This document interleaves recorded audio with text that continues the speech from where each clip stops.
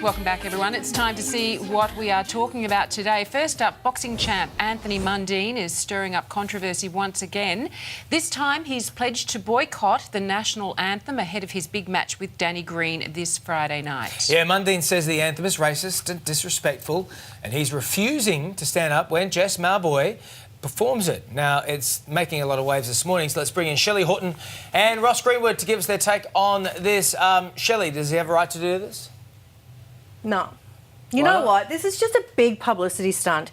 He has not had a problem with the national anthem, and he's been a professional boxer for 14 years. So this just smacks of publicity stunt. And if he actually wants to make a stand for Indigenous people, the last thing he should be doing is slagging Jessica Mauboy, because I think, if anything, that is a huge sign of disrespect. So I've never wanted Danny Green to punch him in the kisser more than I do right now. Right, he's just doing his job, isn't he? They got $30 million on the line for this fight, right? They've got to create some publicity because it's going out on main event. So they've got to actually get pay-per-view people to come in and watch the thing. And so as a result, they've got to get publicity. I've actually got the lyrics of Australia's national anthem here in front of me, which are not the full verse of Advance Australia Fair, which does talk about Captain Cook and about the British and our allegiance to that. But I'm sitting here and trying to figure out which part of this is racist or disrespectful, because it doesn't appear to me we'll toil with hearts and hands. I think the lyric is for we are young and free. So when it says that you know, that where there's... Yes, and we are young. We are collectively, as a nation, a very young nation. We are a free nation. There would be the argument has come up a lot that maybe not everybody is free in this nation. Our home is girt by sea, correct. Our land abounds in nature's gifts, tick. Of beauty rich and rare, tick. In history's page, let every stage advance Australia fair, tick. All right, well, let us know what you think at home.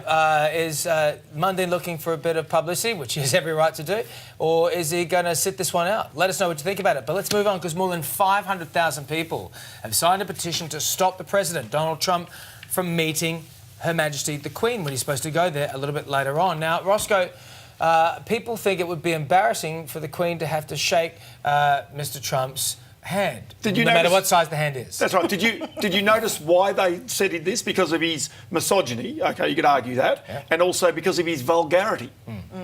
At what point did vulgarity? I mean, let's be honest. The United Kingdom has had some pretty vulgar politicians over a period of time. The Queen would have met some incredibly vulgar people during her time. It could be argued that Prince Philip from time to time has been rather vulgar in his behaviour. And yet, as a result, vulgarity is the reason why Donald Trump was precluded. He's the leader of the largest nation and indeed one of the staunchest allies of the United States. I don't see why vulgarity would have anything to do with the reason why the Queen shouldn't welcome him, greet him as the new President of the United States and get on with business. That's her job, isn't it? It is. Yes, I mean, what do you think, Shelley? The Queen, do you think she's going to listen to the petition? I think it's 500,000, a population of 60 million in the UK. Well, yeah, and I couldn't disagree with Ross anymore, because in the UK, if you have a petition of over 10,000 people, then the government will actually look at what you're talking about. They've got 500,000. It's fine for President Trump to ruin his own country. You don't have to have him to come over to yours. You don't have to have him shake the hand of the Queen with his little hand. Hey, listen, Theresa May is going to do zip. Theresa May has never actually spoken out against Trump, so I think that is going to be the deciding factor. She's going to do a free trade deal with Donald Trump. That's what's going to happen. They're going to get closer. They're not going to get further apart. They're going to get closer because of the Brexit and Brexit. What you're saying is interesting, because he's pulled out of the TPP. Do you think he's just going to, like what he says, he's going to single-handedly go to each country and try and do it? Absolutely. Malcolm Turnbull. No, he's already got one with us.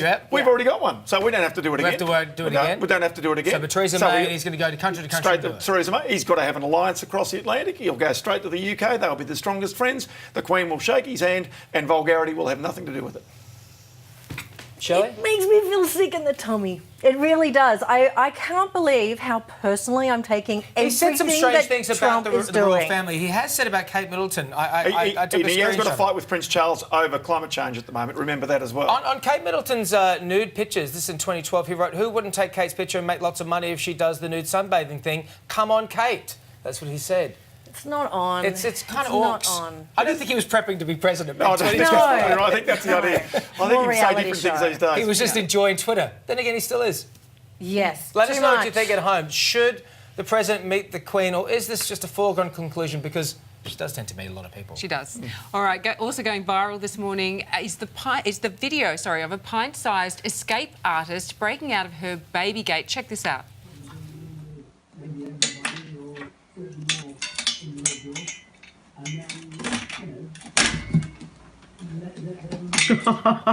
Yep. Shit, Jimmy, that gate Genius. Yeah. She used her necklace Yeah. to unlatch it. So she is going to be either a CEO or in prison. Or in jail. Yes. Yeah. One of the Kids two. do behind bars in a former life, don't you I think? think so. Do you think that she could get Julian Assange out of the Ecuadorian embassy? I don't think anyone could do that, Ross.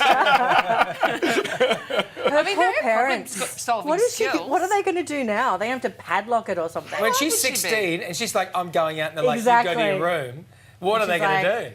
No. She's going to go, remember that viral video, Dad, that you made a lot of money off me for? That child was Exactly. genius. And That also, child, the dead set parent was genius. laughing, encouraging, and giving positive feedback Yeah. for her to escape. Yeah. Yeah, it won't be so funny when she escapes when they're not watching. Yeah. Terrifying. Pool fences. Think about that. Yeah, we've seen the toddler climb the Oh, yeah. It can Yeah. be quite scary. That one's a cute one, but it can be quite scary. Oh, yeah, there's no doubt. But that kid, But she would also be She's handy smart. because I lose my keys all the time. So she could actually- So I could have her rent her out as a locksmith. Oh, yeah. I'd like to see that kid just sort of like hotwire a car. That's what I'd like to see. See it just really Done. escalate to some real... Meaningful. watch that child. That child could be the president of the United Fast States. and or the Furious. I'd Prime like to Minister see of that. the UK at some stage. Good to be That's it. back. Good to be back. Go on to Facebook, go to Twitter, join in the conversation with us. We'd love to hear from you. We'll put up some stuff a little bit later on. Thank you, Thanks, Roscoe. guys. Thanks, Shelly. Thanks. Still to come, should parents boycott the bar?